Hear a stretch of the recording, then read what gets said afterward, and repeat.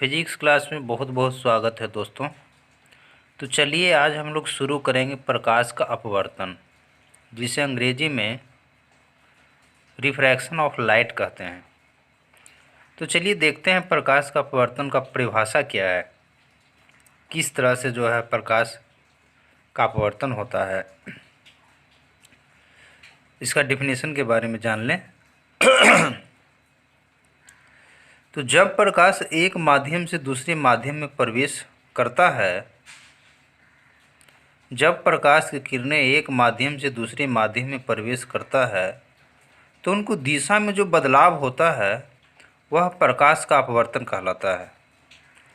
तो फिर से एक बार डिफिनेशन। जब प्रकाश की किरणें एक माध्यम से दूसरे माध्यम में प्रवेश करता है तो उनकी दिशा में जो बदलाव होते हैं वह प्रकाश का अपवर्तन कहलाता है। तो चलिए दोस्तों हम लोग बारी बारी से डायग्राम में देख लें। इसमें दो तरह की माध्यम बनाया गया है, एक है हवा, दूसरा जल। हवा जो है जल के रिस्पेक्ट में विरल माध्यम है, जल संगन माध्यम है। तो प्रकाश की किरणें विरल माध्यम से संगन माध्यम में प्रवेश करता है तो इसका दिशा बदल जाता है। तो जैसा ही प्रकाश की किरण विरल माध्यम से संगन माध्यम में प्रवेश करता है तो यह अभिलंब की तरफ मुड़ जाता है। पॉइंट नंबर दूसरा में देखें, जब प्रकाश की किरणें संगन माध्यम से विरल माध्यम की तरफ प्रवेश करती है, फिर से एक बार, जब प्रकाश की किरणें संगन माध्यम से विरल माध्यम में प्रवेश करता है तो वह अभिलंब से दूर भागता है। तीसरा डायग्राम देखें।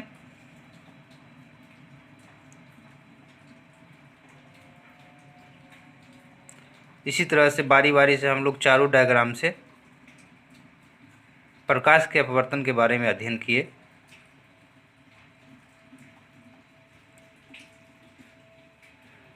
एक बार फिर इसका डिफिनेशन प्रकाश का अपवर्तन का। जब प्रकाश एक माध्यम से दूसरे माध्यम में प्रवेश करता है तो उनके दिशा में जो बदलाव होते हैं वह प्रकाश का अपवर्तन कहलाता है। तो इस प्रकाश के अपवर्तन को अध्ययन हम लोग बारी बारी से चार डायग्राम से किए। चारों डायग्राम में डिटेल से बता दिया गया है किस तरह से प्रकाश की किरणें विरल माध्यम से संगन माध्यम में प्रवेश करता है तो वह अभिलंब की तरफ मुड़ जाता है, और किस तरह से संगन माध्यम से विरल माध्यम में प्रवेश करता है तो वह अभिलंब से दूर भागता है।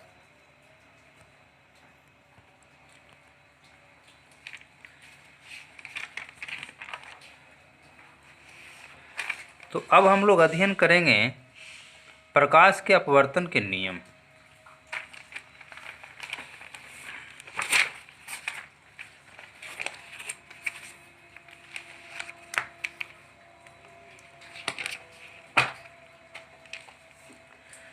तो चलिए दोस्तों देखते हैं प्रकाश का अपवर्तन का नियम क्या है। प्रकाश के अपवर्तन के नियम को laws of reflections of light कहते हैं, law of reflection of light.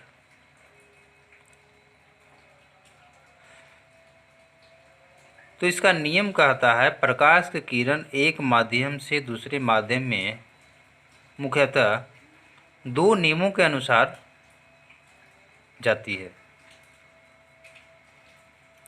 ये नियम प्रकाश का अपवर्तन कहलाता है। जब प्रकाश की किरणें एक माध्यम से दूसरे माध्यम में मुख्यतः प्रवेश करता है तो यह दो नियमों के अनुसार जाता है। तो इस नियम को देखेंगे, यह नियम कौन कौन है। तो प्रकाश के अपवर्तन के दो नियम होते हैं। प्रकाश के अपवर्तन के दो नियम होते हैं। चलिए पहला नियम के बारे में अध्ययन करें। फर्स्ट लॉ, पहला नियम। तो प्रकाश के अपवर्तन का पहला नियम कहता है कि अपवर्तित किरण तथा आपतन बिंदु पर डाला गया विलंब सभी एक ही तल में स्थित होता है। तो चलिए फिगर में देखेंगे।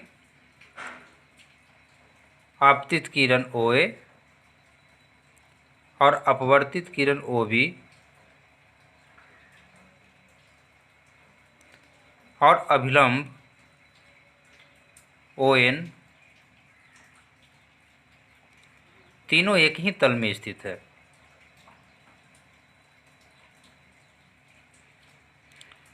तो इस तरह से अपवर्तन का पहला नियम के बारे में हम लोग अध्ययन किए।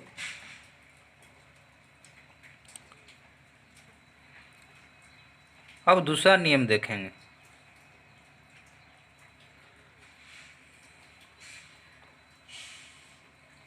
प्रकाश के अपवर्तन का दूसरा नियम, प्रकाश किसी विशेष रंग के लिए आपतन कोण की ज्या तथा अपवर्तन कोण की ज्या का अनुपात किन्हीं दो माध्यमों के लिए एक नियतांक होता है। फिर से अपवर्तन का दूसरा नियम, प्रकाश के किसी विशेष रंग के लिए आपतन कोण की ज्या तथा अपवर्तन कोण की ज्या का अनुपात किन्हीं दो माध्यमों के लिए एक नियतांक होता है। अर्थात कह सकते हैं आपतन कोण की ज्या sin I और अपवर्तन कोण की ज्या sin R, दोनों का अनुपात एक नियतांक होता है। अर्थात sin I by sin R बराबर नियतांक। यह म्यू बराबर sin I by sin R। तो इस नियम को उजागर करने वाले वैज्ञानिक स्नेल थे, इसलिए अपवर्तन के दूसरे नियम को स्नेल का नियम भी कहते हैं।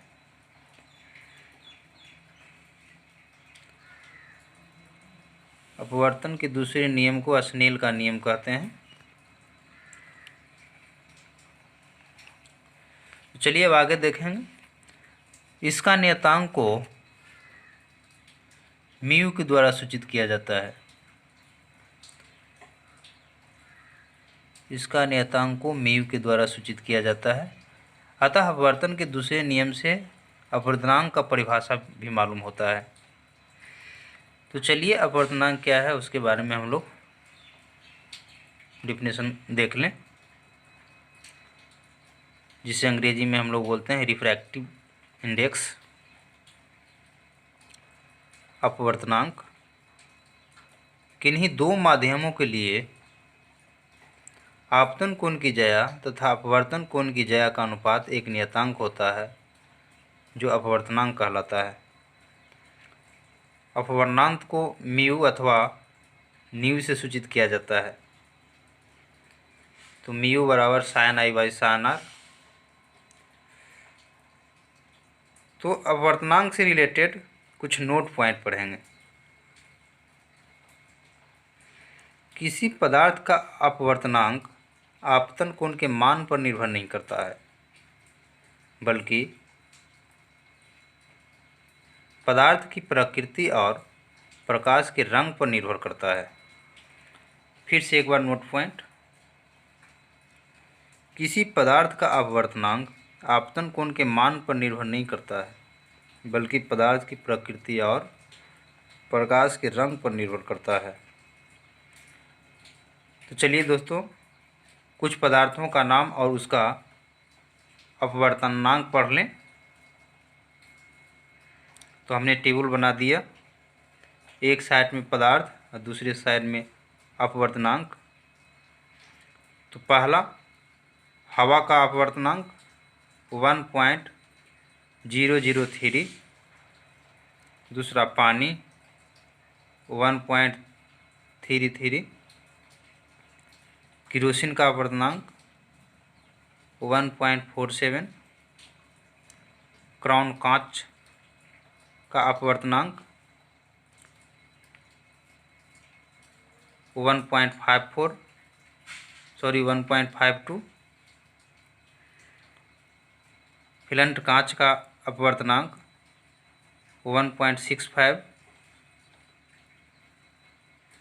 हीरा 2.42, हीरा का अपवर्तनांक सर्वाधिक होता है 2.42।